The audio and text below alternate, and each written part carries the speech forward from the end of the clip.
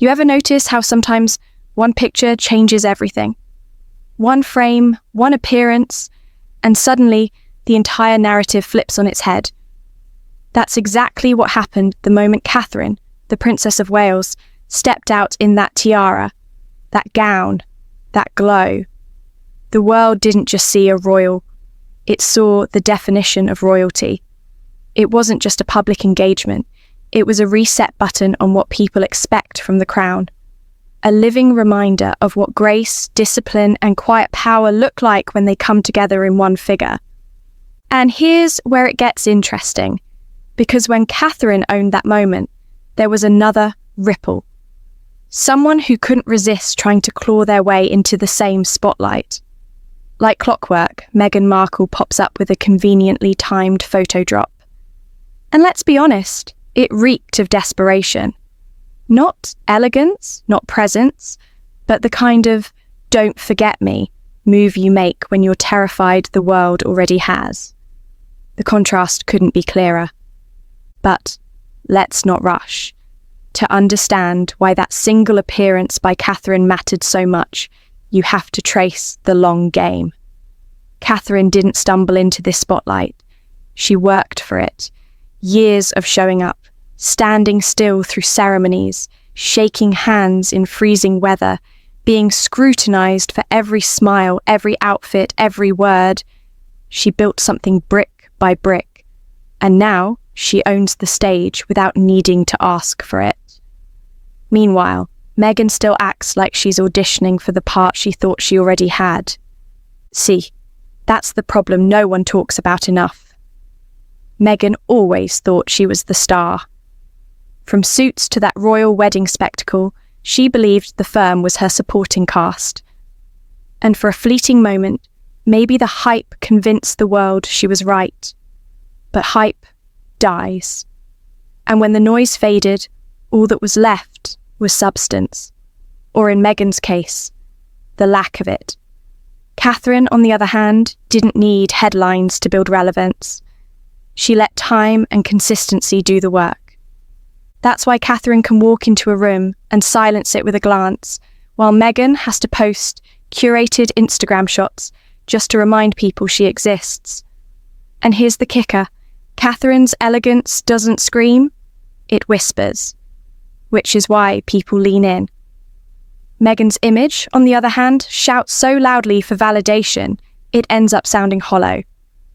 Don't get it twisted. This isn't about fashion or tiaras. This is about character. Catherine embraced the role of service. Meghan rejected it. Catherine understood the assignment. Meghan tried to rewrite it. And the world has noticed. Look at the global reaction. Critics who once said tradition was outdated suddenly found themselves spellbound, saying, That's what I wanted to see. The presence, the discipline, the restraint. That's what royalty is supposed to feel like. Now, imagine how that landed in Montecito. Catherine dominating headlines not with an interview, not with a documentary, but with silence and presence. Meghan must have been seething, because deep down, she knows she never fit the mold. Not because she couldn't, but because she wouldn't. She wanted the crown without the weight, the perks without the responsibility. And when the institution didn't bend to her ego, she set fire to it and played victim. That's the split screen. On one side, Catherine building legacy. On the other, Meghan chasing relevance. And the longer this story plays out, the sharper the contrast becomes. Look at Harry. Once the cheeky, beloved royal, now a shadow of himself. Exhausted, bitter, used as a mouthpiece for Meghan's grievances. Meanwhile, William and Catherine step out together like a masterclass in leadership, radiating unity without ever having to say a word. And let's talk about Meghan's narrative of not knowing what she signed up for. Really? Decades of books, documentaries, interviews, entire libraries of footage on royal life. Catherine studied it, Meghan skimmed it. That's the difference. When Catherine faced the pressure, she grew into it. When Meghan felt the pressure, she ran straight to Oprah, straight into victimhood, straight into monetizing her grievances. And here's the part that really stings Meghan. Catherine doesn't have to speak about herself to win the public. She just keeps showing up, and the world takes notice. Meghan, on the other hand, can't stop talking about herself, yet still can't win credibility. You can't fake authenticity. You can't buy presents. And Catherine proves it every single day. Now, don't think Catherine's road has been smooth. She's been mocked, nitpicked, dissected for years. But here's the critical difference. She never broke character, never sold her side of the story for a paycheck. She endured quietly, and now that endurance feels like strength. Meanwhile, Meghan turned every hardship into a headline, every silence into a sob story, and it backfired because people got tired. Tired of the drama, tired of the endless self-focus. And let's be brutally honest, Meghan could have had it all. She had the platform, the influence, the seat at the table, but she fumbled it. Why? Ego. She didn't want to adapt. She wanted the system to adapt to her. And when it didn't, she tore it down and branded herself a victim. That's not courage. That's cowardice. Meanwhile, Catherine plays the long game. And it's paying off. Slowly, steadily, without theatrics. That's why when she steps out in a tiara, it feels like a global event, not a PR stunt. Meghan can't compete with that. She never could. And the harder she tries, the more obvious it becomes. That's why this isn't just Catherine's win, it's Meghan's reckoning. So, when Trump, of all people, a man not known for dishing out compliments lightly, goes out of his way to praise William and Catherine, it's not about politics, it's about optics. It's about who's winning the long war for public perception, and it's clear who's not even in the game anymore. And here's where I'll leave you hanging for now. Because the downfall of Meghan isn't a sudden collapse. It's a slow motion train wreck. And in part 2, we're pulling back the curtain on exactly how the hype crumbled, how the spotlight dimmed, and why Catherine's silence became the loudest weapon of all. So stick around, smash that like button, drop your thoughts below, and let's dive even deeper into this unravelling saga. Part 2 is where it gets ruthless.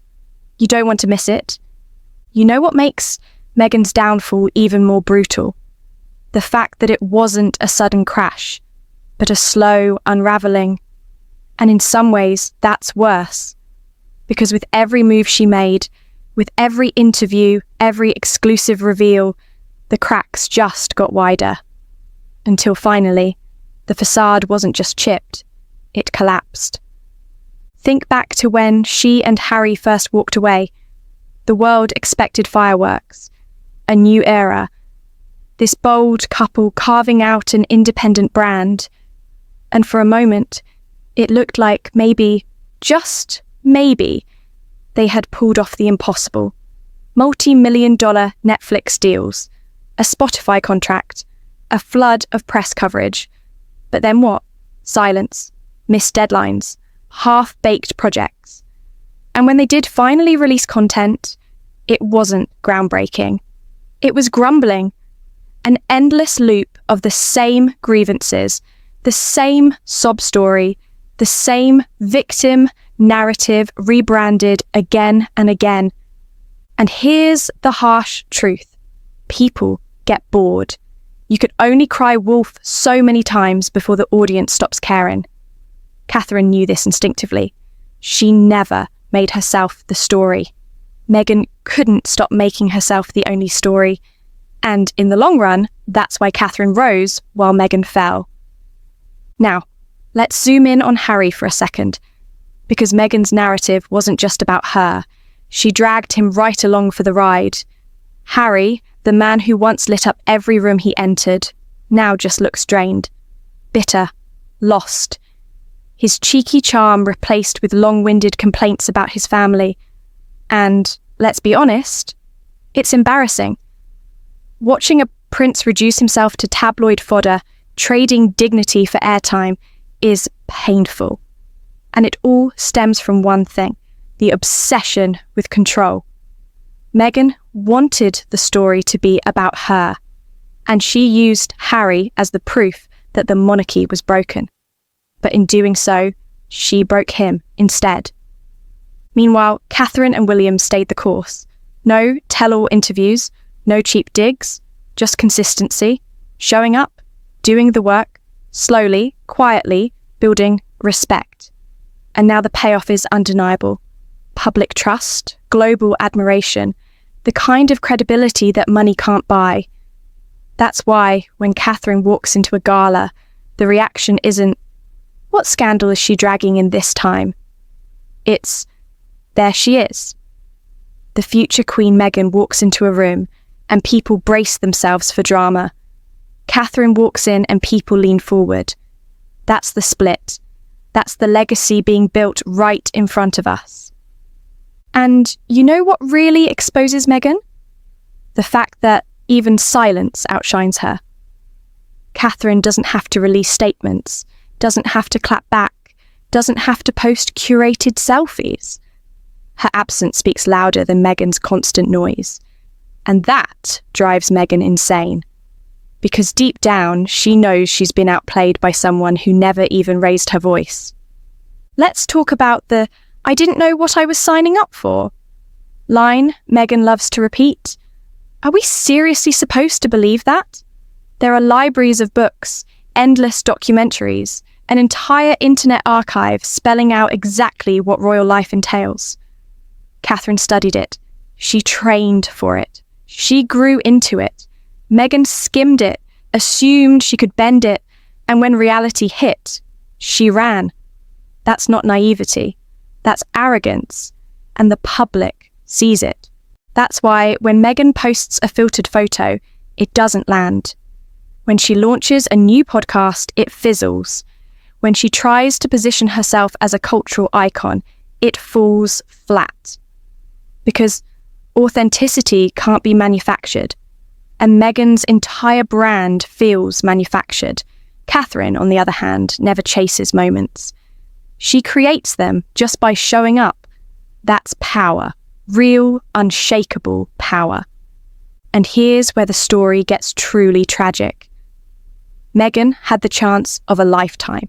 She could have been the modern face of the monarchy, a global force for good, a voice with real impact.